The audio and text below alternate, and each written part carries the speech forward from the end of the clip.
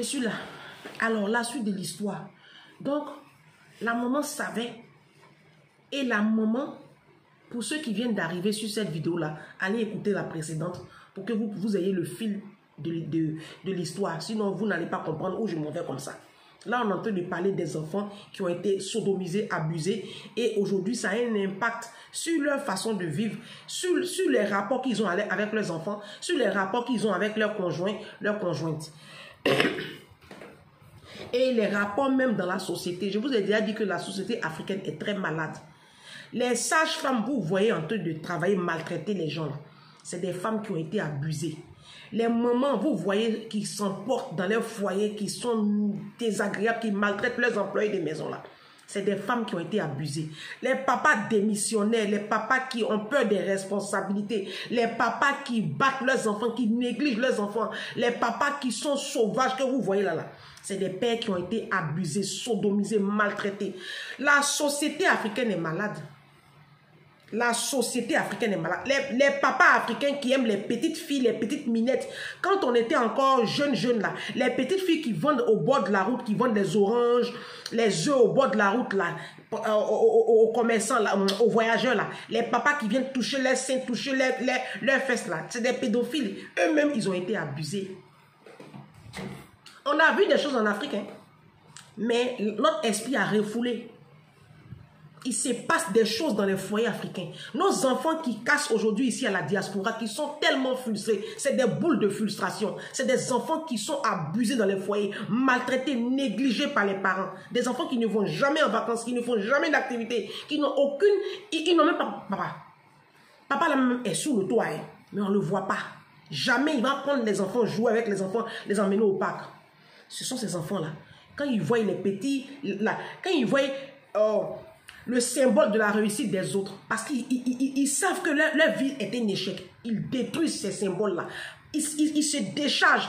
C'est de la psychologie. Hein. Tout ça, c'est des explications. Hein. Dans les livres que moi je lis, tout ce que nous avons comme attitude là, il y a les explications. De toute façon, nous les Noirs, on est méchants et puis on aime faire du mal sans... On maltraite les personnes âgées, on vole au travail, on fait des choses méchantes là. Tout ça, c'est parce que nous sommes des enfants frustrés, maltraités, abusés depuis l'enfance. On a eu de mauvaises mères, on a eu de mauvais papas. On a été vraiment... Donc, bref, j'ai demandé à ce monsieur-là, qu'est-ce que je peux faire pour vous? Parce que je ne comprends pas où on s'en va. Il dit, comme tu parles de Jésus, est-ce que tu peux me parler de Jésus? André, je n'ai un rêve même. J'ai dit, aïe. Où tu es là-bas, là, il n'y a pas quelqu'un qui peut te parler de Jésus là-bas. Il dit, non, je sais. Mais Jésus était où? Quand mon papa me faisait tout ce mal-là, ton Dieu que tu dis qu'il est Dieu là, il était où? Pourquoi il a accepté que mon papa me fasse ça? Pourquoi il a accepté que ma maman soit là? Et puis elle ne dise rien. Aujourd'hui, il dit ta maman est où aujourd'hui? Il dit elle est décédée. Bon vent.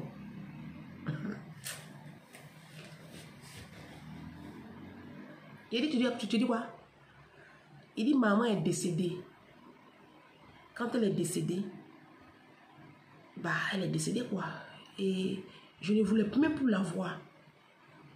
Je ne voulais plus la voir. Moi, je commençais à travailler très jeune, mais je ne voulais plus la voir. Quand on m'a dit qu'elle était décédée, je suis partie, j'ai fait ce que j'avais à faire, mais c'est comme un poids parce que je priais pour qu'elle meure.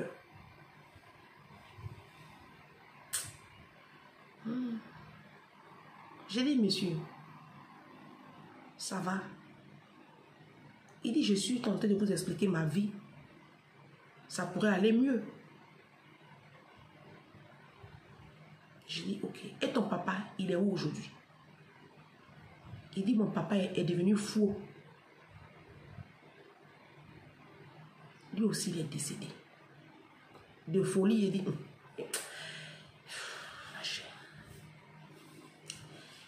j'ai dit, mais c'est quoi le rapport avec ta femme? Moi, je sais c'est quoi le rapport, mais je lui demande quoi pour lui parler, pour qu'il me parle. Il dit, Depuis que je suis un homme, d'abord, je n'ai pas connu de femme très tôt. Ma première femme, je l'ai connue, j'avais 30 ans. En Afrique, c'est assez rare quand même. Hein. Et depuis, je n'arrive pas à me mettre avec une femme et à rester avec une femme. Je n'arrive pas. Parce que je les bats. Je vois ma maman. Je vois cette maman qui m'a abandonné. C'est un intellectuel. Le monsieur là, il est intelligent, hein, il n'est pas bête. C'est parce qu'il a besoin d'aide. C'est tout. Sinon, il est très intelligent. C'est un professeur d'université. Tu peux pas avoir le doctorat si tu n'es pas intelligent. Je ne sais même pas comment il a fait même pour avoir le doctorat là. Ça même, c'est une question aussi. Parce que l'histoire qu'il m'a racontée là, je ne sais pas avec quelle énergie lui il a étudié jusqu'à bac plus 7, bac plus 10 là. Je ne sais pas comment il a fait.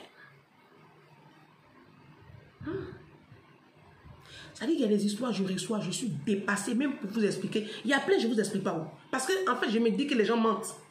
Mais comme ils pleurent, quand ils me racontent ça, c'est des gens qui sont... Et je ressens en fait. Je ressens en fait ce qu'ils ressentent. Donc je crois. Parce que je crois. Oh, je crois. Pourquoi ils vont mentir? Ils vont mentir pourquoi? C'est pourquoi. Je dis bon. Il n'arrive pas à se mettre avec une femme. Il ne supporte pas les femmes. Il les bat. Il a toujours battu ses femmes. Il a toujours battu ses femmes. Et vous savez, en Afrique, il n'y a rien en face. En plus, il a l'argent. Il est professeur d'université. C'est des gens qui ont 1 million par mois. Voilà, 700 000, 800 000, 1 million par mois. Ils arrivent à esquiver la justice. C'est comme ça. C'est comme ça. Donc, du coup, et généralement, lui-même, il dit qu'il prend toujours des femmes vulnérables. Des femmes qui n'ont aucun statut social, aucune éducation, qui peut toujours dominer. Donc, cette dernière femme qui veut ses enfants-là, elle s'est rendue compte que cet homme-là, il est malade. Elle s'est rendue compte. Parce qu'elle est quand même allée un peu à l'école. Même si elle n'a pas une situation, elle est allée quand même un peu à l'école. Elle a quand même un petit truc. Donc, elle s'est rendue compte que le monsieur est malade, sûrement, parce que je n'ai pas reposé avec elle. Je lui ai demandé le numéro de la femme. Je l'attends comme ça. J'ai dit, mais monsieur, excusez-moi. Moi-même, vous parlez là, je suis dépassée. Je ne sais pas comment je vais, je sais pas. Je lui ai parlé un peu de Jésus, comme il dit que de lui parler de Jésus. Je lui ai parlé un peu de Jésus. Ça, je vous évite ça, d'accord? Parce que tout le monde m'écoute ici. Les musulmans m'écoutent. Il y a personne qui ne croit pas en Dieu m'écoute. Mais le monsieur, il dit que Jésus n'existe pas. Dieu n'existe pas. Que ce n'est pas normal qu'il y ait un Dieu qui ait créé les cieux et la terre. Et que Dieu est là. Et puis eux, ils vivent ça. Hein? Mon frère, moi-même, je me pose aussi les questions. Donc, nous sommes deux. Bon, bref. Je dis, bon. Monsieur. Aujourd'hui, votre femme, elle dit, elle veut plus de vous, elle s'en va. Parce qu'elle ne supporte pas. Vous allez la tuer, vous la battez tout le temps. Vous-même, vous venez de me dire que vous les battez. Vous allez la tuer un jour comme ça. Donc, elle va partir avec les enfants. Pourquoi vous ne voulez pas qu'elle parte avec les enfants? Ayez pitié des enfants là. Est-ce que dans votre état là, vous pouvez gérer les enfants là? Il dit, moi-même, je sais que je vais faire du mal à mes enfants. Mais je veux lui faire payer à cette femme là. Je dis, mais elle t'a fait quoi? C'est pas ta maman est morte, non? Il dit, mais vous êtes tous pareils. J'ai dit, non. Moi, ma maman n'était pas comme ça. Même moi, je ne suis pas comme ça. Il y a beaucoup de femmes qui protègent leurs enfants. Ne voyez pas votre maman dans toutes les femmes, monsieur. Est-ce que vous avez essayé de voir un psychologue? Parce que vous êtes quand même un cadre. Vous êtes un intellectuel. Est-ce que vous avez pensé à l'université là-bas, là, il y a des professeurs de psychologie, non? On utilise la psychologie à l'université. Vous avez des collègues psychologues. Est-ce que vous allez voir un médecin? Je ne sais pas moi.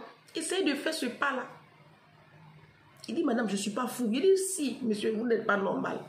Vous-même, vous savez que vous n'êtes pas normal. Et aller voir un psychologue, ça ne veut pas dire qu'on est fou. Si vous étiez fou, vous n'alliez pas être professeur d'université. Vous avez des étudiants à qui vous donnez votre savoir. Je suis bête, je n'ai pas demandé au monsieur là, il enseigne quoi à l'université. On peut faire ça.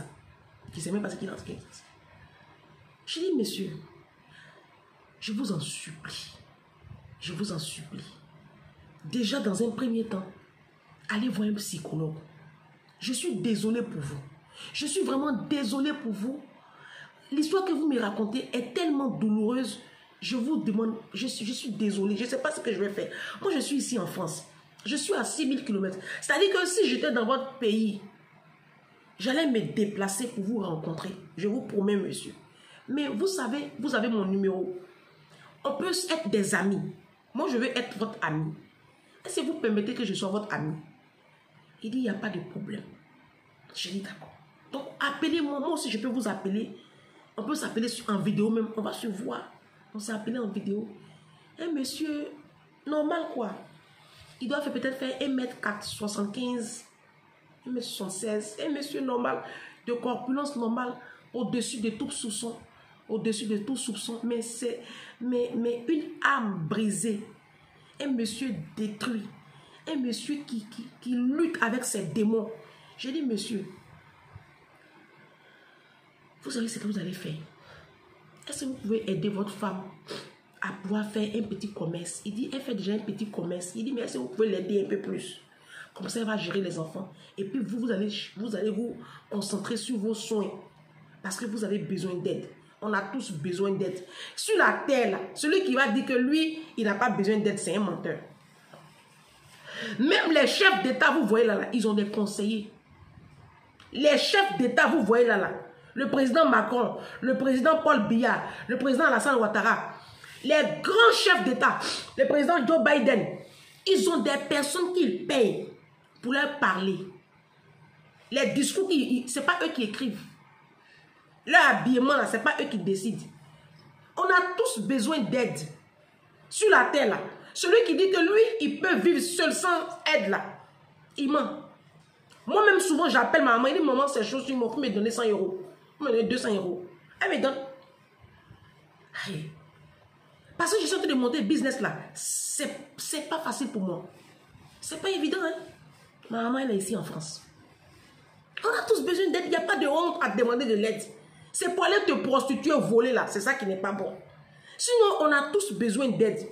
Ceux qui se font comme s'ils n'ont pas besoin d'aide, là, ça, c'est eux qui voient. C'est de l'orgueil même. J'ai dit, monsieur, ne soyez pas orgueilleux. Vous avez besoin d'aide. Moi, je suis à 6000 km ici. Moi, on peut partager ensemble la parole.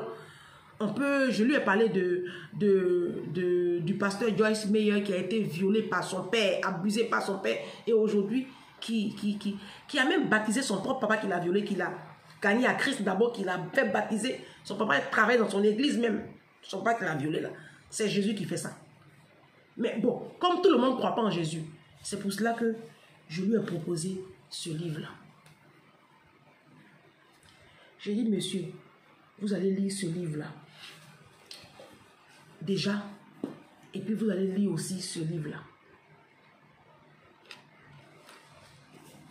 J'ai dit ça au monsieur.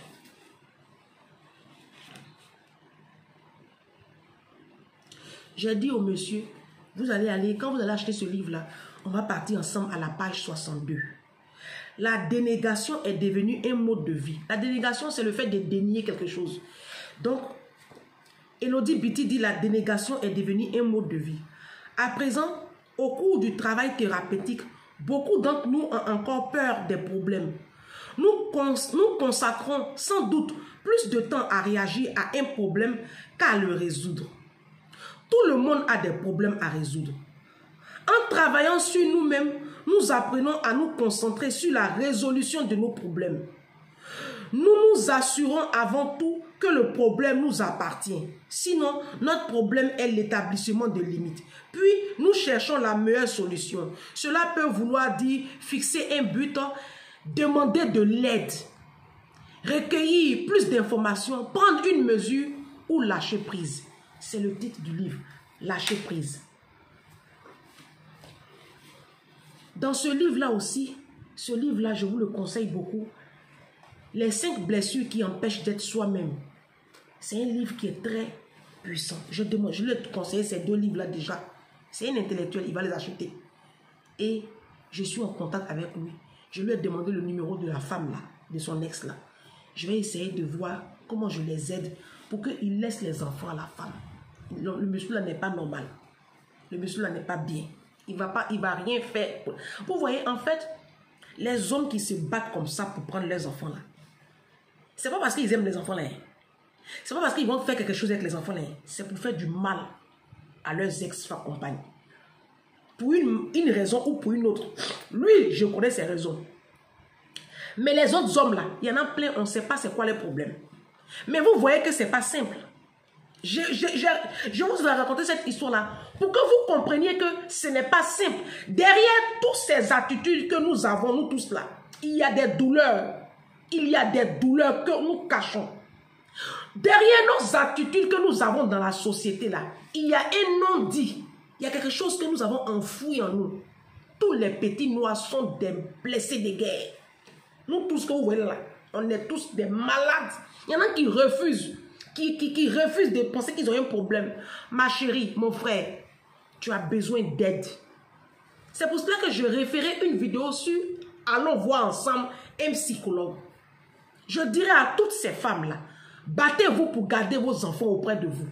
Battez-vous pour garder vos enfants. Et vous les femmes qui êtes dans des foyers toxiques là, vous voyez ce que vous envoyez comme message à vos enfants. Vous détruisez ces enfants-là. Faites attention. Vous les mamans qui êtes dans les foyers toxiques là, vous voyez ce que vous créez dans la société, non? À cause des mariages, madame veut être mariée, madame veut être épouse, madame veut sauver les apparences. À cause de votre égoïsme, votre mentalité de merde là, vous voyez ce que vous relâchez dans la société? Des démons, des enfants blessés, des enfants émotionnellement instables. C'est pour cela que nous avons une société aussi malade en Afrique. Personne n'est à son poste. Personne ne fait le travail pour lequel il est payé. Chacun fait ce qu'il a envie de faire. Parce qu'ils sont tous psychologiquement atteints. C'est des enfants malades, détruits. C'est des hommes, des femmes émotionnellement instables. Voilà ce que vous créez. Et votre histoire de je vais me marier. Vidéo numéro 2. Là, il est l'heure. Je vais sortir. Ma fille et moi, on doit aller à Saint-Cyr. C'est dans le 78 là-bas. C'est très loin. Ça dit qu'on est diamétralement opposés. Donc, j'arrête la vidéo.